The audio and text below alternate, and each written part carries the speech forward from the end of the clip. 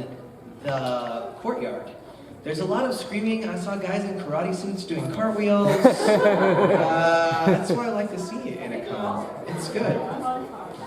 This con's been really fun, you guys. This is my first time ever coming to Arizona. Usually I fly all over the place, and my parents are from here in Tucson, and you guys have been great so far.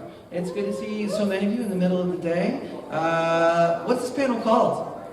That sounds the worst. That's not what this panel is. When they reached out to me, they were like, do you have like an idea for your panel? And I was like, outside of the show I do with Max and Ray, I usually just do Q&As.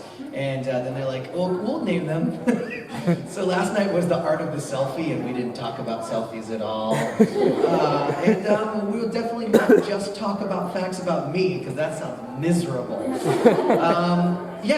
My name's Robbie. I'm a voice actor full-time in Los Angeles. I play a bunch of characters. I'm sure as we ask questions, we'll discover them as we go along.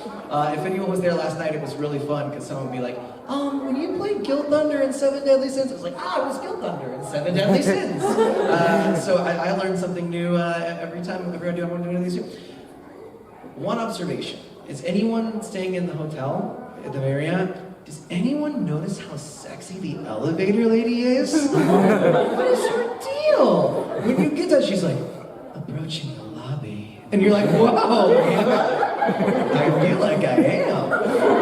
She's like, 11th floor. I'm like, all right, I guess I'll stop here. I've been in voiceover for a long time. I've lived in Los Angeles for 10 years. When I first moved there, I was pursuing on-camera stuff, and you guys, basically, as long as it's,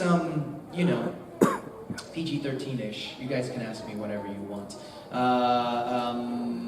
I think the best way to do it would be if you guys have questions, I have answers, you can ask on that microphone. You can just walk right up whenever you want, or if you're uncomfortable with that, you can just raise your hand and use your outside voice. Who's furthest back there? Is that Deegan? Could you shut one of those doors? It's a little bit noisy. Thank you. That's my real speaking voice. Who has a question? Let's do this. We have an hour of getting to know you. This is great. I see all of you. This is like the walk of shame. He's got the sauntering walk of shame. Who's the most pretentious actress or actor that you worked with? All right, let's do this. Okay. This is being filmed. Evidence. So I can't name names. I like everyone in voiceover. Not equally, but I like them all. There are two people I dislike working with, though. One male and one female, and I will not tell you who they are, but they are terrible. And the first time I worked with this woman, I had met her like 7 times and reintroduced myself to her again and again and again, and she just doesn't know who you are until she has a reason to care about you, even though we've been on like 5 shows together.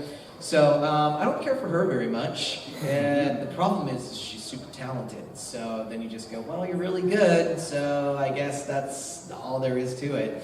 And then she likes you if she realizes that you're a person of value that she considers. So I don't find her very pleasant.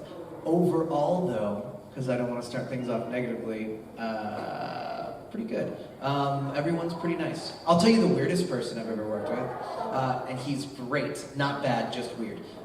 Peter Stormare. Do you guys know who he is? He's like a character actor. Maybe sit down, I'll tell the story. Okay. So, do you remember like the Call of Duty commercials? He was like the replacer. If you ever saw Constantine, he played the devil. If you ever watched Prison Break, he was one of the main bad guys in the movie. So he's like this weird Swedish character. So I worked with him once, and he was really good and really weird voiceover. And then I saw him later at a studio, and he came out of the studio, and he was wearing sweats with one leg pushed all the way up, a really kind of too small, oh no, wait, hold on, no, flip it. So I saw him not at the studio. I saw him out on the streets, and that was what he was wearing. and he was wearing a pink, like it was almost like an Ita bag, but it was like a little pink Barbie bag, like real tiny, like a child's backpack. And his hair was all disheveled, and he looked like literally like a crazy person on Halloween. I was like, oh, he's just a crazy person. Then I saw where he was coming from, and he was with his wife and little girl. And he took off the backpack and gave it to the little girl, and I was like, oh, okay, you're not crazy. You just have a little kid. Got it. And then 2 weeks later, I saw him in the studio, and he was like, it's good to work with you, okay. And he was wearing the same thing, and then he goes behind the desk and pulls out the little girl's backpack, puts it on, and goes out to the car. And I was like, oh no, you are crazy. Your kid isn't around here. This is very strange. So he's a weird dude. But the most pretentious person, I don't know. You hear all these stories about like, face actors or on-camera actors, we call them face actors. On-camera actors who like won't let you look at them on set or all this stuff. I've never experienced that with voice actors. There's a couple that can be a little douchey, but overall they're pretty darn nice. I think because you take this out of it a little bit, and you don't, the pretension kind of falls away because it's just the performance, if that makes sense. I wish I had a good answer for you. I wish I could like shit all over somebody. Just like, oh God! He's like the nicest person I can think of. Erica Mendez is the worst! And she's not, she's great. Yeah, voice actors are overall pretty nice. Sorry. A long answer to a short question. Answer. Yeah. Yeah, you. I can't really walk. Okay. But do. Yes. Yes, this is going great. More. Is that a tail? Wow. That's legit. What was your favorite part of playing Prompto? My favorite part of playing, I played Prompto in Final Fantasy 15. My favorite part.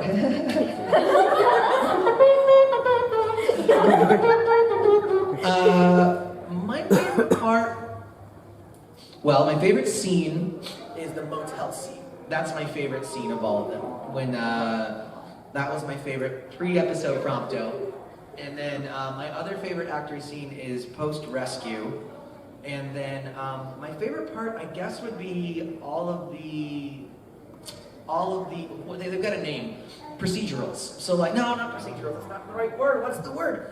Where you're just out in the world and you're making random comments. So that's the order kind of in which we did it. We did all 10 chapters almost chronologically, and then we went back and like, here's 100 and bajillion pages of just like, oh look, Naka reads a rock, go look at it. And I really liked all that stuff because it gave us a chance to like have some fun. So when it wasn't one of those lines, it was always something fun. So like I think the first time that, and like classic lines are born out of it because you never know really what's gonna happen to make them play. So like, it's hot out here. Oh, there's a jacket. And you didn't know you were gonna hear it 1,000 times. You didn't hear it gonna say Gladio, well, there's a jacket. And it's one of my favorite lines in the whole game. And same things like, looks like we knocked another one out. Like all of those things I really enjoyed because they gave us a little bit more time for freedom. I really like doing the victory fanfare because for those of you who don't know or I've never been to a panel together, I'm a huge Final Fantasy fan. I've played them all. I cannot claim to have beat them all. I've probably beat like 75% of them. My favorite RPG of all time is Final Fantasy 15. Like, a huge fan of the series, and to be able to like in the studio, they're like, do you know the victory fanfare? I was like, yes! Do I get to sing it? And they're like, yes! So I think once we decided we were gonna break the fourth wall, that was really exciting that we could do that and that we could make cultural references. Like, I think in Duskin, I think it made it into the main game, there was like why did it have to be snakes? So we did that line, and it was really early in the process, and we all stopped in the studio, and we're like, hey, does Final Fantasy 15 have Indiana Jones? And we all kind of thought about it and went, I don't see why not. So that's where all that was born. So like, Prince of Garbage, and I am disgusted. All of those are like pop culture meme references. So once we allowed ourselves to do that, the Type D air horn, like we're like, all right, there's there's dubstep and Altisha, cool. So I think that when we opened that up, it became more fun.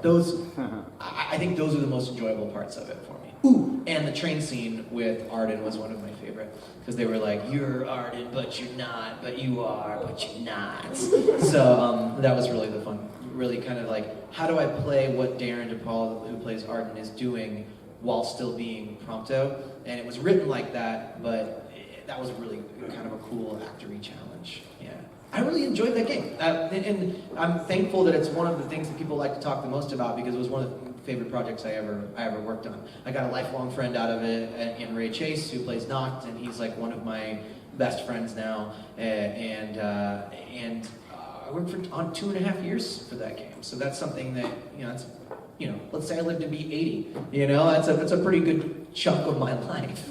That's really being hopeful. But yeah, it's a good chunk of my life, and I really, really enjoyed that game. I have nothing bad to say about it. The director was great, the producers were great, they gave us a lot of freedom, the material was great, it's just an all-around awesome experience. I'll always be grateful to Square for that opportunity. Yeah.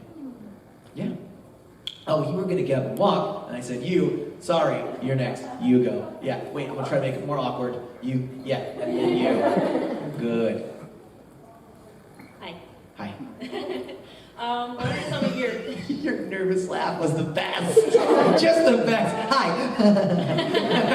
It's good. Okay. I might tease you just in case, just so you know. I'm used to it. Good. No. Yes. Go on. I made it awkward. Continue.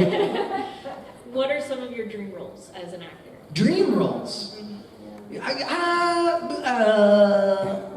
Well, I'm playing one right now, Spider-Man. I play Spider-Man in the Marvel animated universe. He's like my all-time favorite comic book hero.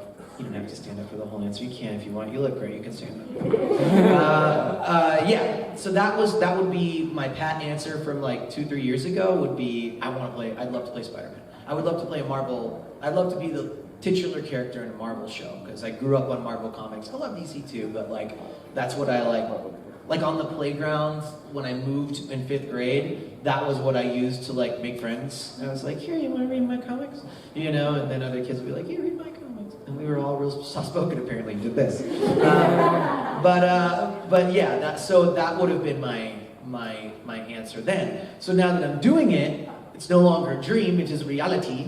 So I would say, I said this last night, I say the end game for me would be, I would like to have my own show that I either created myself or created with a writing group or group of creators, and then also voice in that show. Something where I had complete and total creative control. And I'm a little bit older, I'm 35, so that is sort of like, if I'm going to do it, I better start doing it now. So right now I have a writing team, and I'm working with some animators and like to make a Western cartoon. It wouldn't have to be something as big as like like Rick and Morty or something like that, but I would love to do a show that was my own show. Yeah, that's my dream and my end game for me. And then after that happens, I'll just I don't know, just buy a yeah, I'll just die. No, I'll just like move to Thailand or something and live on the beach the rest of my life. I'm done. I quit. I'm out. Cash my cards in. Yes. I feel like this is so low. There we go. Is that better? Yes. Do you want to use this instead? Nope. I'm just going to awkwardly hold it like this. Go on. So if you originally went out there to do on-screen stuff, how did you become a voice actor instead? Easy. I'm brown. I'm a little pale right now, but no, it's a real answer. People kind of get uncomfortable when we talk about it, but it's true. I am a quarter Native American, which gives me my coloring, but I am not Hispanic. So I can't speak Spanish for all of those roles, and there are a bunch of people who do. I'm not Indian enough to be Indian, because when I would go in and audition for those roles, they wanted someone like straight off the res, and there are plenty of good native actors. I'm not white enough to be white, so I'm like in this, people always say, oh, you're ethnically ambiguous, that's good for Hollywood. Yes and no. I mean, if you get the opportunity and you are, you have a foothold in the business, then being ethnically ambiguous is good. But when you're trying to break in, they really cast a lot on type. So I had spent my entire life studying theater and acting. I went to college for it, I went to grad school for it. I feel like I had the skills to pay the bills, so I would work on some commercials, I'd do some indie movies, I'd book like maybe a guest star or two a year, and you know, for some people that's killing it. But it's not enough to really live a decent lifestyle in LA. You know, you're scraping by. Yeah. So it's an expensive place to live. So you know, you can't do that on a handful of commercials and a few industrials and some TV stuff. You just can't. So after a couple of years and a red bank account, you go, okay, well, I'm not ready to give up on being an actor yet.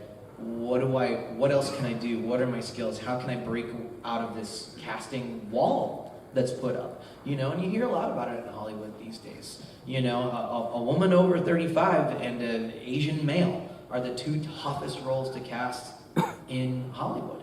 And it doesn't matter how skilled or talented the people are, it's just the way it is. It sucks. So I took my love of nerdiness and my love of video games and cartoons and anime and said, okay, well, I'm ready to pursue this. So I learned everything that I could about it. Before I left grad school, I had produced a group of demos with some friends of mine. Looking back on them now, they're terrible. But they were something. So I started booking little jobs here and there, then I got an agent, then I got a little better agent, so started booking better jobs, and then I got a better agent, and started booking really good jobs, and then I have my agents that I have now, they're like top 5 in LA, and then now all the stuff I audition for is mostly like AAA stuff, you know, like Disney, Nickelodeon, all that stuff, and then I kind of like pick good anime that I want to do, and all that stuff. So that was my path, a long one, yeah, but I just realized, so about 6 years ago, I still had on-camera agents, and one week I missed 8 auditions in a week, and it was because I was working in voiceover. So, you know, she called me on Friday and was like, hey, can you do this? Like, is this something that you can do? And I said, I don't know. And she's like, well, if I booked you on a movie that filmed in Bulgaria for 2 months, could you go do it? Could you take a week and a half off and go do a guest star on you know, Numbers or something like that? And I said, you know, I don't think I could, because I'd probably lose the animation series that I had or the jobs that I had. So we decided together that I wasn't going to do that anymore. Now I might, maybe later, maybe in a couple of years, I'll try to pick it back up again. But it's a lot more than just your skills out there. It's a lot of luck. It's a lot of, and it's a full-time job for me just to be a full-time voice actor too. So. I don't know, I have friends who do on-camera stuff, and it's tough. It's a tough business. I'm not trying to be negative, but it's just it's the truth. Yeah, that's how it happened for me. Everybody's like, I don't want to go to Hollywood anymore. No, it's a great business. It's just tough. Yeah. Yeah. Anyone, come for Tuxedo Mask. No, not you, Tuxedo Mask. Ah, yes. Ah, yes. Oh, yeah. Is that a rubber chicken in your butt? No, it's a Sailor Moon. Okay. It makes more sense. One was funnier, that one makes more sense. Got it. Very good. As you know, you are Tuxedo Masking. So. Oh, yes, I am. Got it. What did you like about working on Sailor Moon, and do you hope to continue for the future? I want to just take a picture of you. Right, his stance is just perfect. Say your question again. What did you like about working on the show, and do you hope to continue working with Sailor Moon? I'll answer your question if you walk fancifully back to your seat. Yes. Very good. Well, Sailor Moon was my first anime, which is a very scary first anime to have, because you think you're going to get fired and you don't know what you're doing. But that was in 2014 when I got cast for that. Holy crap, that's 4 years ago now. Wow. And I was very nervous because the only anime I had done was like 8 years prior, and I got replaced. It was an African-American character, and I did it. And then they cast it with a real African-American kid. And I was like, well, I don't feel so bad about that one. And then 2 weeks before, Stephanie Sheh, who plays Sailor Moon, put me in a movie called Patima Inverted, which is a beautiful little anime film. If you haven't seen it, it's really lovely. And I was so thankful for that because that was like my crash course to anime. And Stephanie's a friend, so she was very, very patient with me. So she was like, while I was stumbling my way learning how to do ADR, she was like, okay, well, you know, when the beeps come, you know, she basically gave me like, I worked for her, but I also got like a free 4-hour lesson. So then I came in and do Sailor Moon, walked into the room, thought it was Crystal, and there on the screen was classic 90s Tuxedo Mask in the window. And I was like, oh. And they explained to me what it was, that they were redubbing the original 200 episodes, uncut, unfiltered, no cousins, no gender swapping, all of Star's 7 episodes that were cut for US airing in Canada because they were too divisive for little kids, everything. And I was like, oh, that's legit. And they're like, yeah, this is your intro into anime. And I was like, great.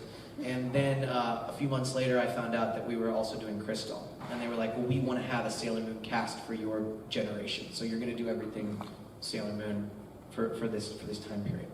So very exciting, very intimidating. I listened to some of my earlier stuff and I liked the performance, but the dubbing could be better, you know? It's all of that kind of stuff. Do I plan to do it in the future? As long as they keep hiring me. Crystal is still way ahead of us. Still a couple seasons ahead of us in dubbing. I think that we're obviously going to do it eventually. I don't know when, don't know the details. And then we're pretty far along in the original series. We did one movie, the R movie with the roses and the like gay alien boys. Right? That's totally what that is. Yeah, it is. And I liked it. Me and Ben Diskin kissing in a tree. In space, I don't know.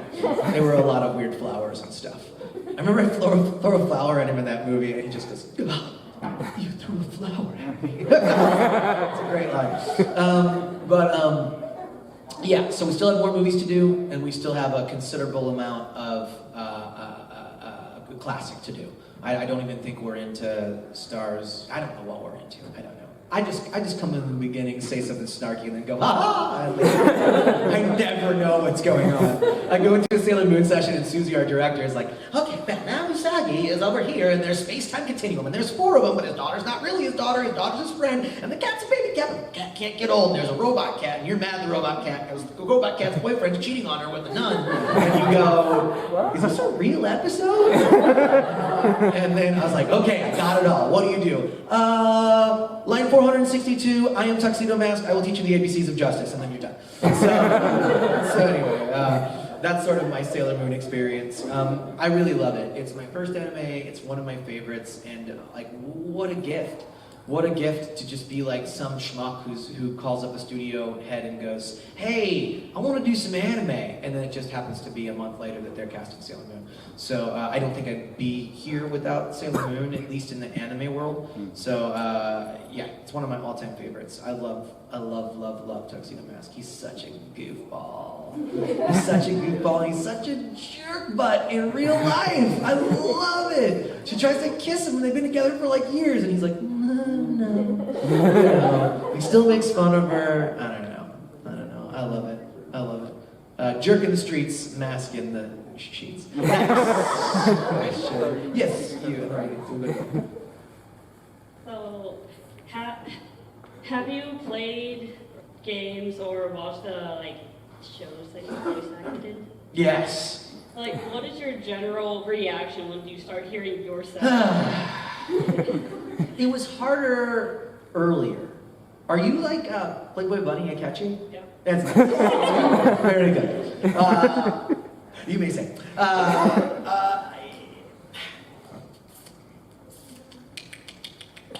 It's tough.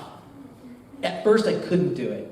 I think one of the most overused and awful phrases on the internet is cringy. The term makes me cringe.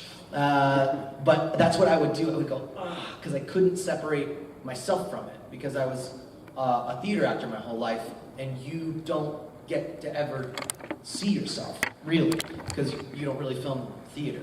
And then even my on-camera stuff, I was like, just couldn't get over it. It's like when you hear your voice recorded. And then I got over that eventually. So I'll watch something if it's something I really want to watch, but I don't watch it all. No, because I've kind of already lived it. So I enjoy the story. So if I'm gonna watch anime, I'm more likely to watch something that I'm not in. Like I liked Attack on Titan, and so I watched that because I'm not in it and I could just enjoy it. I watched all of Cabaneri, The Iron Fortress. I don't know if you know that one's coming out in January. I play the lead in that. I watched all of that in Japanese beforehand. So when the dub came out, I was like, yes, I want to do this very badly. And then they let me. I definitely played all of Final Fantasy. You know what one I couldn't do? Couldn't do Tales. It's just too niche for me. I know people like it. I played about 20 hours of it, and I really liked it, but then I realized it's all for the story. It really is like a lot of it's for the story. And I already knew the story. So I was like, can I really play this for another 50 hours when I know what's gonna happen in the end? It's like reading a book that you like read the cliff notes for, you know, it's tough. Final Fantasy I did play, all of it in English, and it was a weird one, but after about 5 hours I was able to disconnect and just enjoy the game. It would be funny though, because I would be at home with my girlfriend, my now fiance / baby mama, and yeah, my seed works. Anyway. Never say that. I would be playing the game, and you know there are all those like procedural call-outs, so they would be like, "Hey, over here!" And my girlfriend would pop her head in the room and be like, "What?" And Like, no, it's just a game. And I swear to God, it happened like a dozen times. She'd be like in the kitchen, and I'd be like, "Hey, I need your help," and she'd be like, "What do you want?" It's like, "No, it's the." Never mind. So that was pretty funny. Yeah, I played that one all the way through. What else? I just watched all of One Punch Man with my dad. I hadn't seen it, and he loved it. And he's not a big anime guy, but like we started watching a couple episodes, and he's like, "No, wait a minute, a cyborg." And yeah, you want to know now, don't you? He was like, "Is Metal Knight the evil cyborg?" And I was like, "I don't know. We better watch another 6 episodes." So I think we watched that whole series in like 2 days. But I really enjoyed that one. I think the casting and the performances in that are really good. Freddie Max plays One Punch Man, and I just think everybody's really funny in that. My buddy Ray plays Puri Puri Prisoner, and it's such a funny story because Keith Silverstein plays Deep Sea King, and Ray was playing Puri, and Keith had already done his Deep Sea King, who was already pretty, ooh, he was very, ooh, and then Ray came in and was Puri Puri Prisoner, was like, ooh, ooh. So like, I think Keith had to pull back a little bit on the, oh. So it's like a little more understated because they were both like super like that. But I just watched that episode. It just those 2-3 that Sea King arc just makes me laugh every time. It's so funny. And then I get my big scene in it as Moomin, and I don't know. That one I really enjoyed watching top to bottom. And Seven Deadly Sins.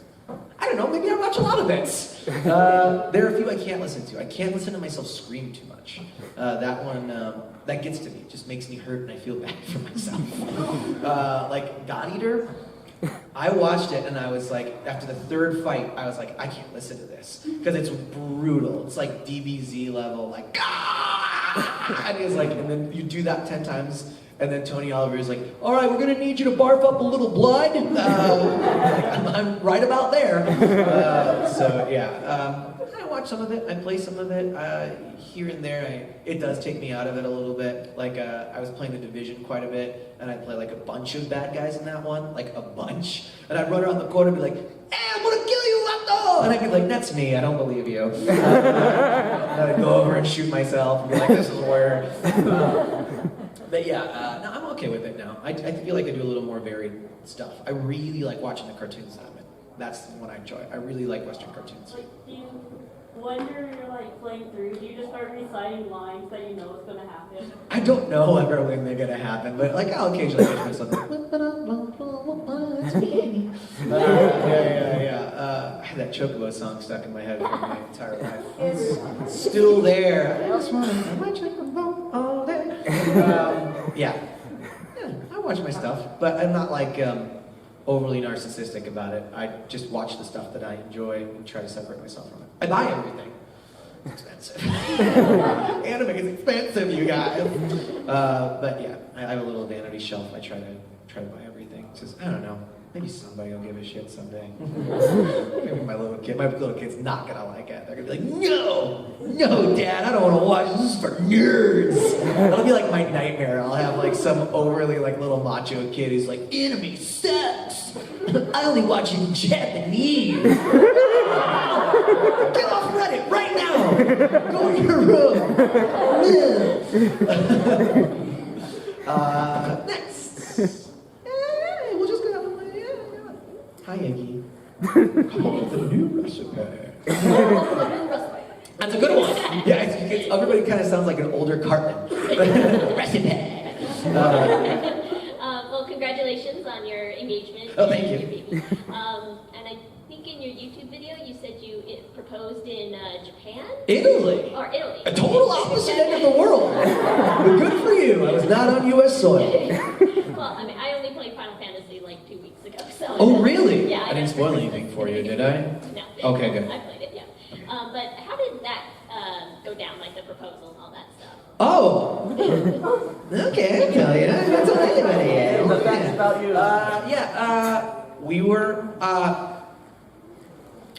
It started the Christmas before. I went to see her family, and we knew that it was maybe her grandfather's last Christmas. Very sad. They're very close. And I got her great-grandmother's engagement ring from her, sent it to my parents. We have a really good family jeweler, and he cleaned it up and fixed it and put a bunch of metal on it, made it as nice as he could. And my original idea was to put a new diamond in it, but he said, I don't think the ring will hold it. I don't think it's worth it. It's a nice heirloom, but it's not that valuable of a ring.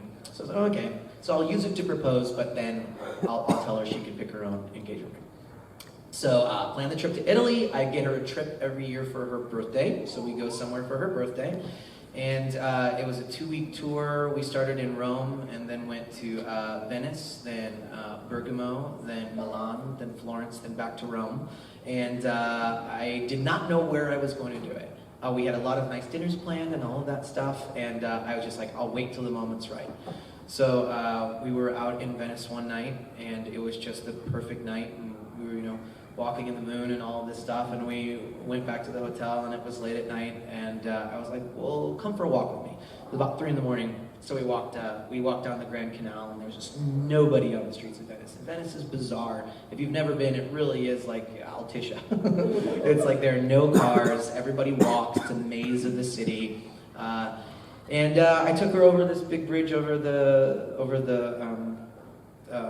not the Rialto Bridge, which is the big bridge over the Grand Canal, and there was nobody. I kind of waited, and then I would like start to do it, and then false start because like some drunk Italians would come walking down the street, and they'd be like, no, I don't want there to be anybody on the streets. I want the whole city to ourselves. So we just talked for about 45 minutes and under the moonlight, and then I popped the cue old style, got down on one knee, said the nice things that I get to keep private. And and then she said, yes. And then we came back home, we had a great trip, and then we picked her ring, and the rest is history. And then, surprise, we made a baby in Italy too! That baby was impatient. That baby was like, oh, we're locking this up? Sweet. Baby. I was like, really, baby? You couldn't wait? You couldn't wait 3 months for us to plan the wedding? But no, that baby's on the way. So we're gonna go ahead and have the kid, and then wait. We're gonna wait a few months for the kid to get older, and then for her to, I don't know, you're a girl, she wants to get her body back, if that makes sense, right? So you want to look nice in your wedding dress, and then the baby will be old enough to where we can just, toss it to grandma. Not toss it, but a little bit, maybe a short pass, a lateral. And then we're gonna have our wedding after that. Yeah, so that's what's up. Thank you for sharing that. You're very welcome. You're the only ones who know.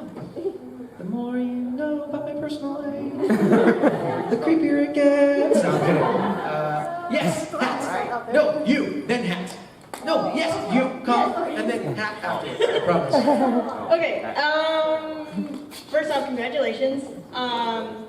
My question is, was there anything that you did in either in Final Fantasy 15 or just in any role that you did where you just got emotionally wrecked? Oh, that I got emotional? Yeah, I got emotional in some of the Knox scenes, some of the best, like the imposter syndrome scene where he gets rescued. That can be really close to home. I've ever cried in a session before. I'm pretty emotionally stable. I don't think I've ever cried. No. Some of it watching back, I've gotten emotional. Yeah, there are a few things. Oh, there's no way you can't get emotional with a Catchy's finale. Like, I mean, regardless of... I'm a great believer in like acting is physical, which I had to learn to translate behind the microphone. So there's no way you can put that much body into something and not feel something. You know what I mean? Like that's like I have this feeling. I have this thing where if you're doing like acting training, there's no way that I can just tell you to stand alone in the room and punch at the air repeatedly in the same way over and over and over, and you're not going to feel something. It's going to bring up an emotion in your body, whether it be anger or sadness or release or catharsis or anything like that. You're going to feel. So when you're doing something as big as that, where yeah, definitely. That one I had to step back and get that one brought up some emotions. Yeah, that was a tough one. Yeah. Oh, and a little bit in God Eater. That was a lot. That was a really depressing show. Oh, and Cabaneri a little bit. Yeah, there were times in Cabaneri where, and that's a newer show, so I won't say anything about the plot, but like he loses some people who are close to him, and that one, even if you're not like, we call it wound picking, like, you know, imagining your dying cat when you're losing your friend, don't do that. I don't prescribe to that level of acting, but you still feel it if you're dedicated to it. So yeah, definitely. If you're not feeling it, you're probably a sociopath. If you're behind the microphone and you're not crying, don't be like, Robbie said I was a sociopath. You know. Yes, Hat, sorry. It's alright. The mix-up was catastrophic, to say the Ah! Yes! You're my new favorite. All right. What were your most difficult roles in voice acting? Oh, most difficult. God Eater's up there because of the screaming from a physical standpoint. Some more. This show still isn't. I don't think it's ever going to come out. I just want to say it, but I can't. I did this show, and it's the worst show I've ever done. And it's an anime, and I hate it with a deep, dark, seething passion. It was so dumb. It was so dumb. The writing was so bad. I was the lead character. I had like 700 lines in the first 4 episodes, 500 in the next 4. I just wanted to crawl into a rock every time I got an email that said that I had to come in and work on that stupid godforsaken show. And I'll never tell you what it is. And that was difficult for me. It made me want to go, I don't want to do anime anymore. This is so cliche. This is so bad. This is so dumb. I didn't get along with the director. The writing was terrible, and I was a miserable sack of crap every time I went into there. And I started feeling bad about myself because it was so bad. That was challenging for a different reason. Another really hard one was a show that I love that everyone hates called Breadwinners on Nickelodeon. I loved that show so much, and it was challenging because it was top-notch people, the cast, and it was at Nickelodeon, and I had to sing every episode, and it was just me and Eric Bauza as sort of the 2 main characters. That was very challenging, but in a very good way, because I really enjoyed the challenge. Yeah. Cameraman. 2 of them, eh? 2. All right. First, what's been your worst experience with a bad director? That show that I just talked about. He had this thing where he thought that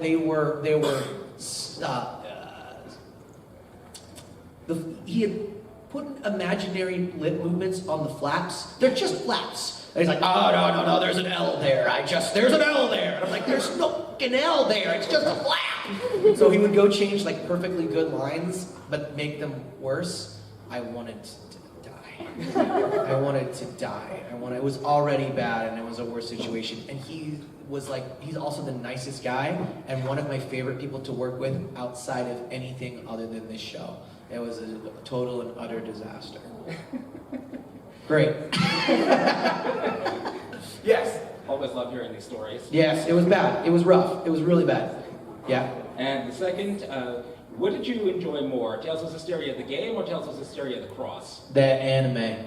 I'm glad that you called it the cross instead of the X. I hate it when people do that. Cross it. It's a cross because it's a crossover. I enjoy working on the anime more. I think the story's more complete. I think it's better paced. I think it's overall just really a more enjoyable process as an actor to work on.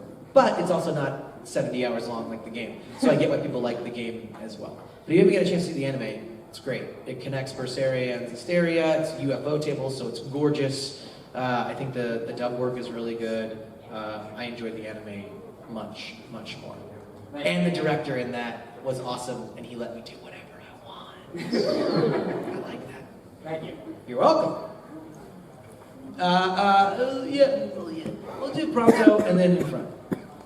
How are you on time, guys?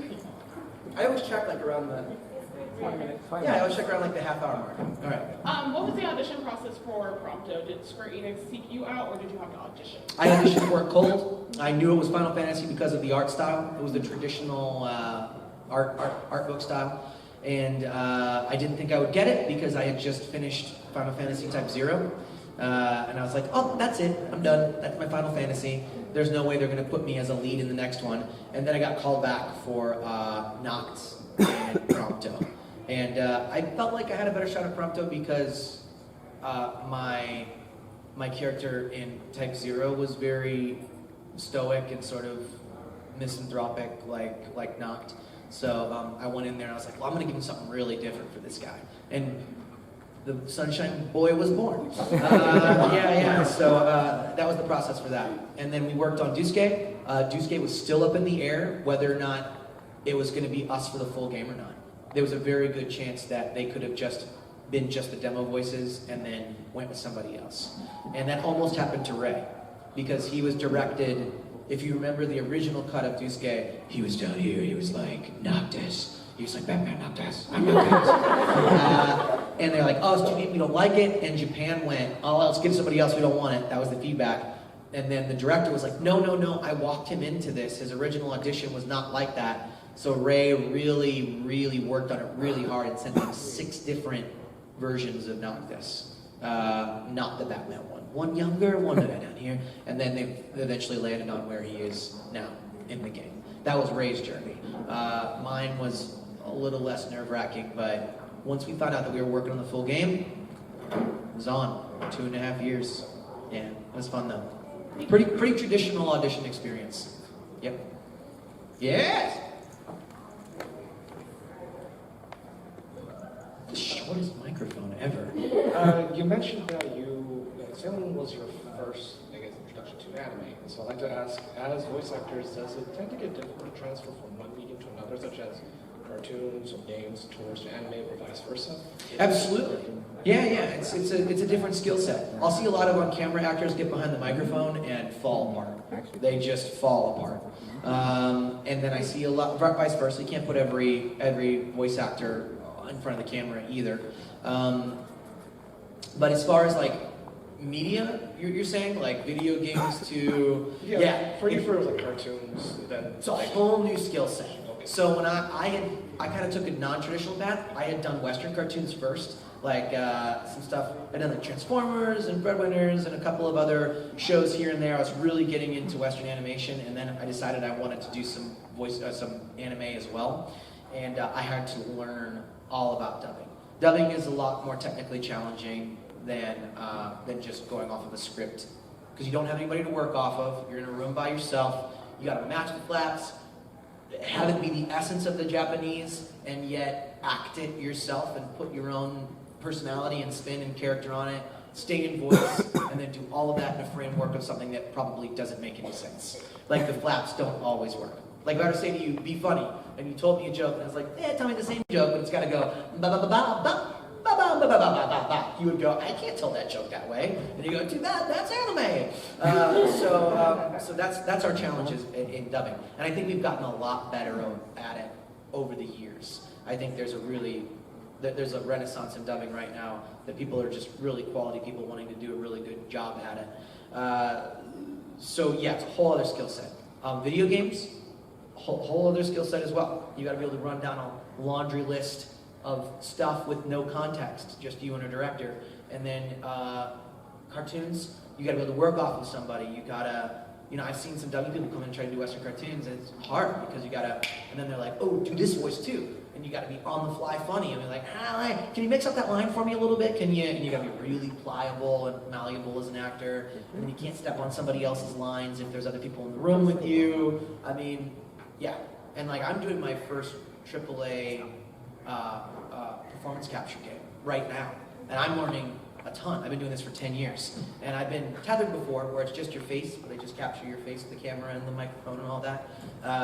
And now I'm doing this new thing where you're in the full green screen, like you're in the full suit, like Last of Us style, and the big cage camera and the mics and all that. And I'm learning a ton.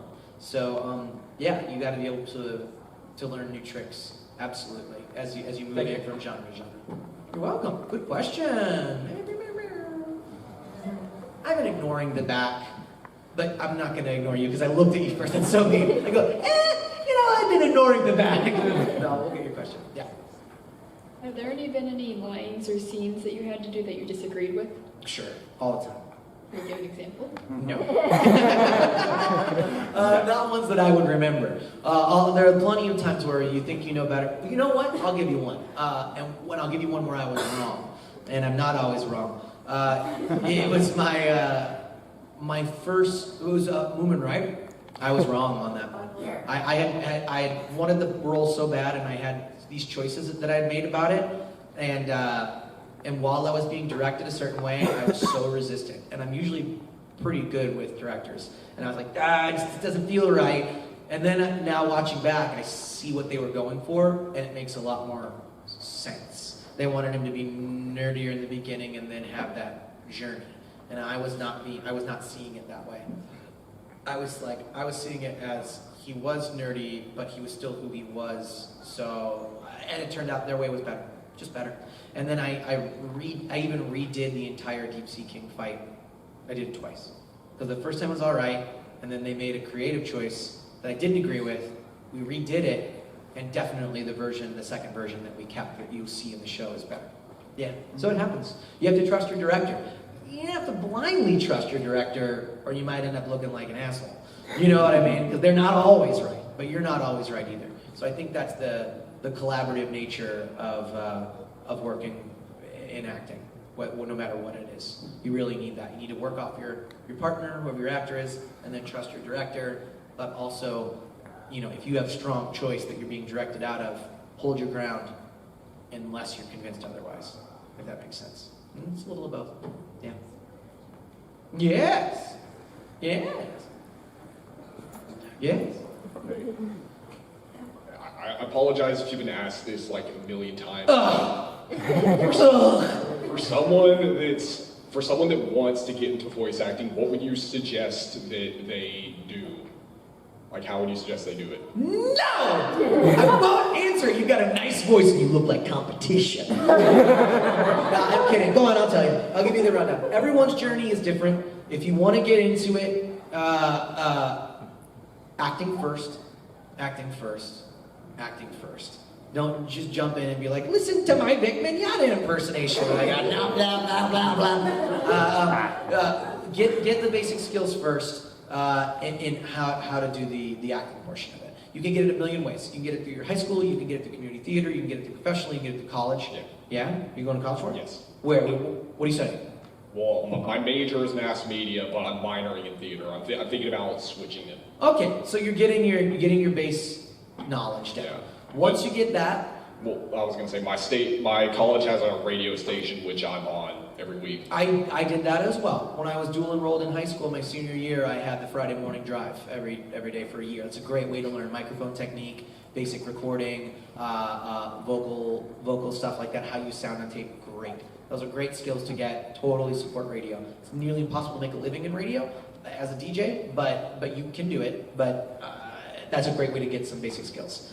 And then once you get out of that, find a mentor or a coach who can guide you in the specifics of what you're doing. So even if you knew music theory but had never played trumpet before, you probably just wouldn't pick up a trumpet and start. Now, I'm not saying that there are not self-taught artists, yes, but I am all for getting coaching and education. I think you'll probably end up being a better trumpet player if you get a teacher, you know? So I recommend that a lot. If you want to learn the basics of the business, there's no other way to do it than reading and then trial and error. If you want to make it full-time, you will eventually have to leave your hometown, wherever that may be, unless it is New York or Los Angeles, preferably Los Angeles. You may be able to go do it in Texas, but odds are you probably won't be able to do it full-time for a long time. And then you'll want to get out of Texas and move to LA because the better work is there, because Texas is a right-to-work state, and they don't pay as much. So that is all just like any other business. There is a website that I always promote that's totally free. It was created by D. Bradley Baker, and it is called iwanttobeavoiceactor.com. iwanttobeavoiceactor.com. And he got asked this question so many times. You know D. Bradley Baker, he does a bunch of voices, but he's also the monster guy. So he was like Momo and Appa and Avatar. He's basically, if there's a cartoon monster, he's the guy. And he's so prolific, he's done so much work. He got asked this question so much, he just made a free website about it that he updates all the time. And it has a ton of info, from like what mic to buy, how to shop for an agent, all this stuff. It is such a great free resource, and I promote it all the time because it's such a thing. What? That's the one! I've never seen the mobile version, but that's it! Yes, that's the one. Look it up. Did that help? Yep, thank you. Yeah. You have to be incredibly stubborn and a little bit stupid to try and make acting your full-time profession. But if you got the bug, you gotta go for it. I'll tell you a little thing. I made a deal with myself. When I finished undergrad, I had transferred because the school that brought me in from my conservatory when I transferred, I knew they were eyeing me for grad school. But that's a big commitment. It's a 3-year graduate program, MFA, terminal degree. They wanted me to teach all 3 years. And I was 22, and I was itching to get out of education and out there in the real world and just go for it. But I have a practical side that told me I know I can be a good teacher, and the odds of me doing this for a living are so slim. Looking back on it, do I want those 3 years back? No, because I wouldn't be where I was without it. So my deal to myself was, if I was going to spend 7 years in college between undergrad and grad school, I would spend 7 years after I got out of college doggedly, stubbornly pursuing acting. Otherwise, there would be no point. There'd be no point. I would just be getting an education and then quitting. So as soon as I was done with grad school, I had a little break. I toured with my band for a little bit and just got out of it to reset my brain. And I was in LA grinding it out as hard as I could from the beginning. And unless you have that level of dedication, you probably will not succeed, because there are so many people who want to do it and so many people who have skills, and it is a frustrating, hard, long road. There are a few people who get snapped up right away. They are the exception. They are anomalies. If you want to be successful as an artist and get better as an artist, you must pursue it with everything that you have. So my deal was, but my deal also was this: if at the end of 7 years, because I knew I wanted other things, like kids and a family and a house and some space to myself, if in 7 years I wasn't working as a full-time actor, I was out. So not only did I have a promise to myself, but I had a deadline into which to complete my goals. So thankfully, a couple of years before I hit my deadline, I was not working any side jobs anymore. I didn't have to bartend. I didn't have to, work at a teaching theater or anything like that. I was doing it full time. But you have to make those kind of deals with yourself if you really want to do this. And I believe that anybody can do it. I believe that from the bottom of my heart. I believe that some people are born with more ability than others, it's very anime of me. Some of us are Sasuke's and other ones are Naruto's, you know what I'm saying? And sometimes some of us are even Rock Lee's, where we don't have any ability, but we gotta train our ass off to become the best that we can be. So I would say that it really does apply if you're trying to make a living in the arts, or in general be successful at kind of anything. So, yeah. Hard work. Yuck, right? Gross. Hard work. Ugh, I'm getting out of here. No, I'm kidding. We got time for a couple more questions. Who have we got left? We've worked our way pretty well back there. Yeah, in the back, Jack. We'll get to both of you two. Prompto first, and then gingham shirt. Yes. Plaid. I can't tell from here. Hi, Promptizzle. I don't know if you can tell, but I'm a huge Spider-Man fan. I can tell, yes.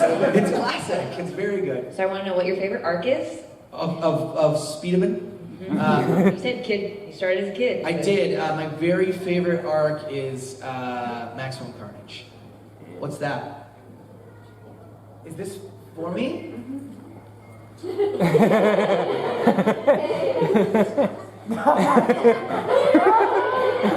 Good? It's a classic? Okay, good. I'm so happy to have this. It's very stiff. It's painted. My favorite Spider-Man arc is Maximum Carnage. That's the one I grew up on. It covered all 4 of the current Spider-Man shows or comics at the time. It is kind of dark and a little scary. And it had Venom, who's my favorite, and Carnage, who's my second favorite. Spider-Man kind of got his ass kicked a little bit. If you haven't read the Maximum Carnage arc, it's totally worth the download. I don't think you can get a hard copy. I mean, you could go to a comic store, maybe find it, but it would be expensive. Yeah, Maximum Carnage, it's the best. Big Time's also really good right now, but that was a couple of years ago. If you haven't read Big Time, the hardcover's out right now. It's super, super good. A lot of Dan Slott stuff's really good. I'm all for it. Yeah, big Spidey fan. Yes, it's you. It's always been you. Work. I'm just kidding. You don't have to work. You can just walk. What was your favorite, so this is kind of 2, what was your favorite part of being in Persona 5? Persona 5. I knew nothing about it. I didn't even know it was a thing. I knew nothing. Nothing. Is it still, are you still just taking me seriously? I've said it before, I'll say it again. I love characters who are not what they seem on the surface. Because let's be real, you guys, anime can be kind of basic sometimes. I love anime, but a lot of the times you know right away who your characters are, right? You know what's sweet about Akechi? You don't know who he is. And he's got a secret. What's that secret? I don't know. Did you guys play the game? No? What? See, people are shaking their head. La, la, la, la, la. He's a great character. Any character who's got a secret and a turn like that is my absolute favorite. And to be able to interact with other characters while you have a secret inside and you're wearing a little bit of a mask, but who knows what you are, those are the kind of acting treats that you do not always get in anime or video games. And I was really grateful. He's one of my favorite characters in that game, and not just because I play it. And he did nothing wrong. Thanks, guys. Did you have fun? Oh, yeah. Here's the deal. Tonight's Saturday.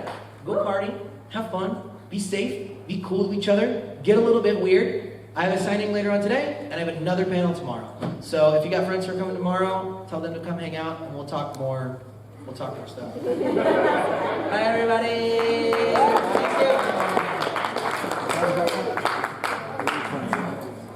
Thank you. That